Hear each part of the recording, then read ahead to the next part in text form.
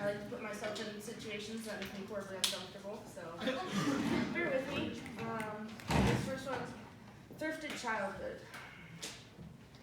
In aisle 3, a chipped glass jar filled with exactly 92 bottle caps. Next to the crumbling dry rose I kept for aesthetic and no meaning, rested an old and love-worn koala, reaching out to every customer who walks through, lonely and seeking the warmth of a child's embrace. In aisle 5, there are stacks of books, bent and falling apart, most of them with cheese dust stained into the pages.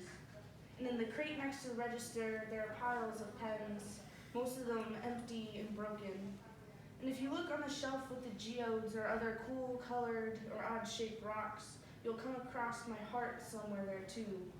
Maybe behind that chunk of quartz or underneath the piece of anthracite I convinced myself was obsidian. And my lungs are off in aisle 2, taking refuge among old sports equipment, tucked in between soccer cleats and catcher's gear, the first things that showed me what it meant to breathe. Aisle 1 and aisle 4 are lined with empty shelves, layers of dust in the place of things I can no longer remember.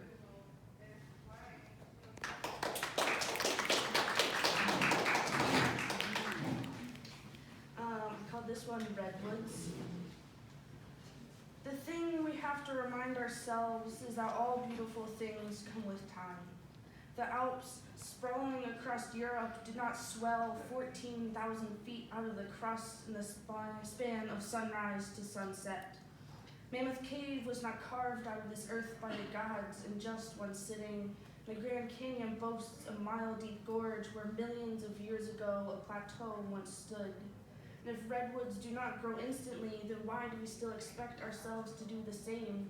Human experience is not instant, and yet we try to rush it, make it happen right here, right now, because we would rather have life delivered to us instead of discovered by us.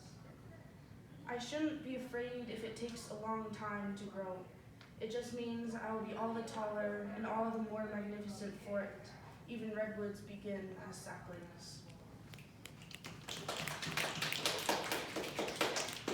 The last one I'm going to do is, I call it floorboards. I apologize if my voice shakes. I am only just now learning how to use it. I apologize if my hands tremble. It's just my bones trying to jump out of my skin and go back to my seat. But I will not sit down. I've been sitting my entire life. I've grown up paralyzed by the fear of being shot down. I apologize if demanding my rights inconveniences you. I apologize if wanting equality puts a damper on your self-declared superiority, and I know you would much rather shove me back under the floorboards. No need to tell me twice. So go ahead, shove me under, and I'll beat on the familiar undersides until this whole house shakes. I'll beat on the undersides until you can't sleep at night, until you carry that pounding with you, your footsteps falling into the rhythm of my fists. So no, I will not sit down. I will not let you rip away my voice when I've just begun to find it. Woo!